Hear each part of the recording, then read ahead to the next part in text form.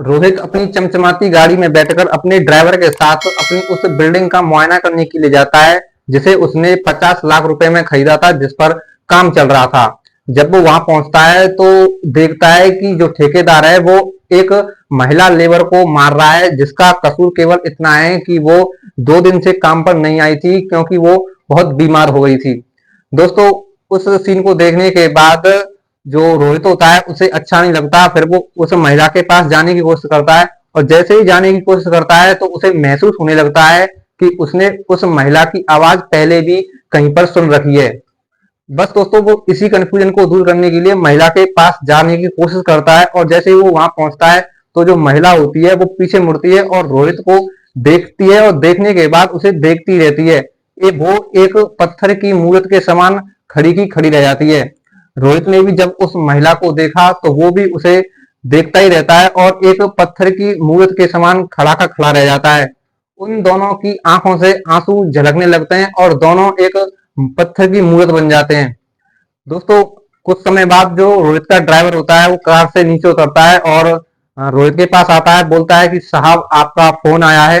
तब जाकर के जो रोहित होता है अपने आप को काबू में करता है, अपने आप को नियंत्रित करता है और जो महिला होती है वो भी अपने आप को संभाल लेती है। फिर रोहित अपने ड्राइवर से फोन लेकर के फोन पर बातचीत करना शुरू कर देता है। दोस्तों, आखिर ये महिला कौन थी जो मेहनत मजदूरी कर कर अपना पेट पाल रही थी और आखिर रोहित इतना धनवान व्यक्ति कैसे बना? दोस्तों, आपकी जानकारी के लिए बता दूं, ये महिला वही रोहित की तलाकशुदा पत्नी थी जिसे उसने 5 साल पहले तलाक दे दिया था। दोस्तों, आइए जानते हैं इस कहानी के माध्यम से आखिर उन दोनों का तलाक किस बात को लेकर के हुआ और जो रोहित था वो धनवान व्यक्ति कैसे बना और कैसे जाकर के जो महिला थी, जो रोहित की तलाकशुदा पत्नी सीमा थी, वो एक लेबर का काम करने पर मजबूर हुई। तो दोस्तों, बस वीडियो शुरू करने से पहले आपसे एक ही रिक्वेस्ट है कि वीडियो को लाइक कर दीजिए और अगर चैनल पर पहली बार आए तो चैनल को भी सब्सक्राइब कर लीजिए, जिससे कि मेरा मनोबल बढ़ता रहे और मैं आपके लिए ऐसी सच्ची सच्ची घटना और कहानियां लाता रहूं। चलिए दोस्तों, कहानी शुरू करते हैं। दोस्तों, जुलाई 2022 की बात है। रोहित जल्दी जल्दी खाना खाता है और जब वो खाना खाता है तो उसकी माँ उससे पूछती है कि बेटा इतनी जल्दी में कहाँ जा रहे हो? तो रोहित बोलता है कि माँ, जो बिल्डिंग ली है उस पर काम चल रहा है और वहां पर मुझे जाना है। अगर आज नहीं जाऊंगा तो उनका जो वहां पर काम करने वाले हैं उनका पेमेंट नहीं हो पाएगा। दोस्तों, वो बस इतना कहने के बाद अपनी गाड़ी में बैठता है और अपने ड्राइवर के साथ अपनी उस बिल्डिंग का मुआयना करने के लिए वहां पहुंचता है। और जब वो वहां पहुंचता है तो देखता है कि एक ठेकेदार एक महिला को पीट रहा है और डांट रहा है। जब वो वहां पहुंचता है उस महिला के पास तो देखता है कि वो महिला कोई और नहीं बल्कि उसकी तलाकशुदा पत्नी सीमा है। दोस्तों, दोनों एक दूसरे को बहुत देर देखते रहते हैं और उन दोनों की आंखों से आंसू झलकने लगते हैं। फिर कुछ समय पश्चात जो रोहित होता है वो अपनी पत्नी सीमा से बोलता है कि ऐसी क्या कंडीशन हो गई कि आज तुम अपनी जिंदगी ऐसे मेहनत करके गुजार रही हो? जो सीमा होती है बोलती है कि आपसे तलाक होने के बाद हमारी ऐसी स्थिति हो गई कि हमारे पास 1 रुपया भी नहीं बचा। अब आप बताइए कि आप ऐसे धनवान व्यक्ति कैसे हो गए कि आज हम आपकी बिल्डिंग में मेहनत मजदूरी कर रहे हैं? तो इस पर जो रोहित होता है बोलता है कि जब आपने हमसे तलाक ले लिया तो हमने एक बिजनेस चालू किया। हमने जो शादी विवाह में दावतों में जो पत्तल दोना होते हैं उनका बिजनेस शुरू किया, उन्हें बनाना शुरू किया और हमारी किस्मत ऐसी अच्छी निकली, हमारा ऊपर भगवान का इतना हाथ था कि हम कुछ समय बाद ही धनवान हो गए, हमारा बिजनेस अच्छा चल पड़ा और हम आज बहुत पैसे वाले हो गए। तो इस पर सीमा बोलती है कि आप तो वास्तव में बहुत किस्मत वाले हैं जो आप एक धनवान व्यक्ति बन गए। तो फिर जो रोहित होता है बोलता है कि हमारी माँ तुम्हें याद करती रहती है, सोचती है कि उसे अपनी बहू को, सीमा को ले आओ और इस घर में उसे अपनी बहू बनाकर रहो। लेकिन मैं बोल देता हूँ कि वो तलाक ले चुकी है और उसने किसी दूसरे से शादी कर ली होगी, वो अब हमारे घर में नहीं आएगी। तो जो पूजा होती है बोलती है कि कोई बात नहीं, तुमने सची तो कहा माँ से, हम वास्तव में अब तुम्हारे घर में कभी जा नहीं सकते। तो फिर रोहित बोलता है कि चलो छोड़ो इन सब बातों को, हम आज आपको आपकी पसंद की खाना खिलाने के लिए होटल लेकर जा चलते हैं, तुम हमारे साथ चलो। तो जो सीमा होती है वो रोहित की गाड़ी में बैठ जाती है और होटल चलने के लिए तैयार हो जाती है। दोस्तों जब सीमा रोहित की गाड़ी में बैठती है तो वहां पर काम करने वाले हर एक मजदूर हैरान था कि आखिर इतनी छोटी सी परिवार से इतनी मेहनत मजदूरी करने वाली लड़की इतने बड़े व्यक्ति की गाड़ी में आखिर क्यों बैठ रही है, क्योंकि दोस्तों उन्हें किसी को भी जानकारी नहीं थी कि वो उसकी तलाकशुदा पत्नी है। दोस्तों जो रोहित होता है वो सीमा को लेकर के एक होटल में पहुंचता है और होटल में वही काजू कतली की मिठाई ऑर्डर करता है जिसे खाना सीमा को पसंद था।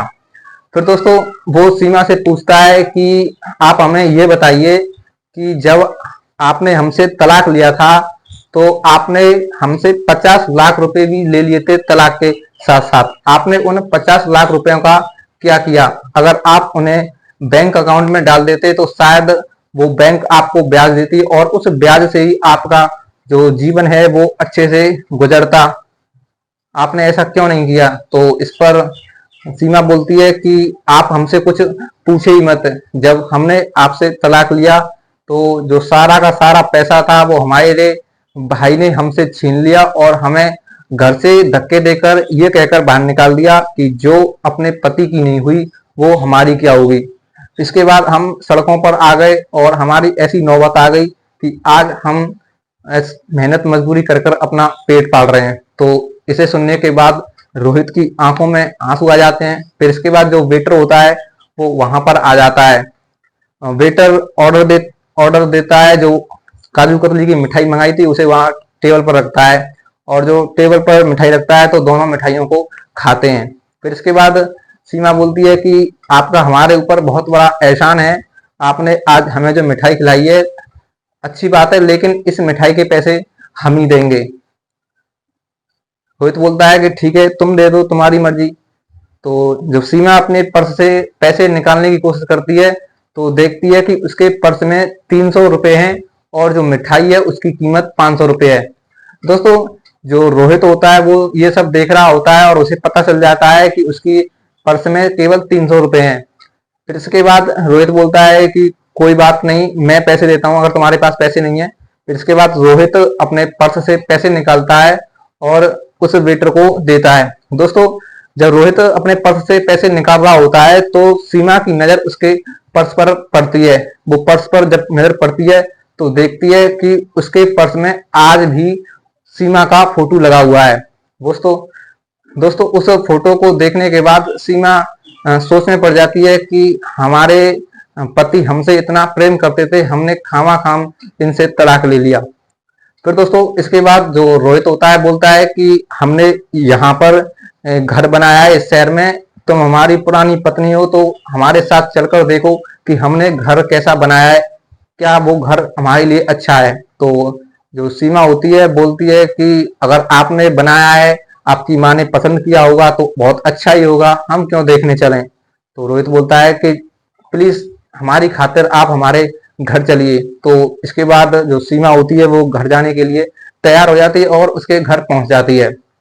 जब घर पहुंचती है तो जब माँ सीमा को देखती है तो माँ बहुत खुश हो जाती है, बोलती है कि बहू तुम आज घर आई हो, तुमने बहुत अच्छा किया है, अब तुम इस घर से मत जाना, आगे की जिम्मेदारी इस घर को संभालने की तुम्हारी है, तुम्हारे बिना ये घर बहुत सूना सूना सा है, अब तुम इस घर को छोड़कर मत जाना। तो जो सीमा होती है बोलती है कि माँ हम इस घर में नहीं रह सकते, हम इस घर में रहने के लायक नहीं हैं, हम बहुत पहले आपके पति से अपना नाता तोड़ चुके हैं। तो सीमा की जो सासू माँ थी वो बोलती है कि बेटी जो होना था सो हो गया, जैसे तुमने तलाक लिया था वैसे ही तुम दोबारा से हमारे बेटे से रोहित से शादी कर सकती हो।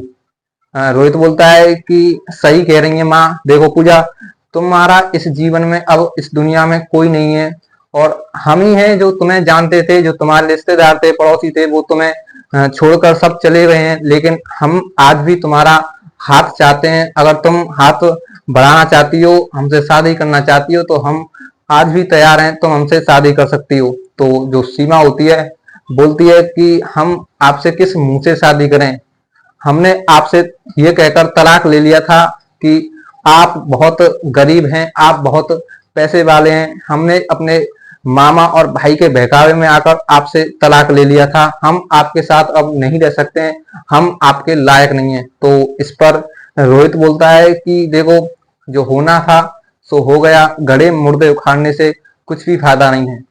आज हमारे लिए बस इतना ही काफी है कि तुम्हें आज अपनी गलती का एहसास हो गया है, तुम्हें पश्चाताप होने लगा है। तो इसके बाद जो रोहित होता है बोलता है कि ठीक है, हम तुम्हें माफ करते हैं, पर तुम हमसे शादी कर लो। तो इसके बाद जो सीमा होती है बोलती है कि ठीक है, हम आपसे शादी कर लेते हैं और शादी करने को तैयार हैं। फिर दोस्तों इसके बाद उन दोनों की दोबारा से शादी हो जाती है और खुशी खुशी अपना जीवन निर्वाह करना शुरू कर देते हैं। तो दोस्तों इस कहानी के माध्यम से आप सभी से केवल यही कहना चाहूंगा कि किसी दूसरे के बहकावे में आकर अपना जीवन बेकार करना बेकार है, क्योंकि अगर आप दूसरे के बहकावे में आओगे तो अपना ही जीवन बर्बाद करोगे। तो आपसे केवल यही है विनम्र निवेदन कि किसी दूसरे के बहकावे में ना आए। तो दोस्तों कैसी लगी कहानी? अगर कहानी अच्छी लगी हो तो वीडियो को लाइक कर दीजिए, और अगर चैनल पर पहली बार आए तो चैनल को भी सब्सक्राइब कर दीजिए। दोस्तों वीडियो को कमेंट और शेयर जरूर कर दीजिए, जिससे कि मेरा मनोबल बढ़ता रहे। तो दोस्तों मिलते हैं अगली वीडियो में, तब तक के लिए जय हिंद, जय भारत।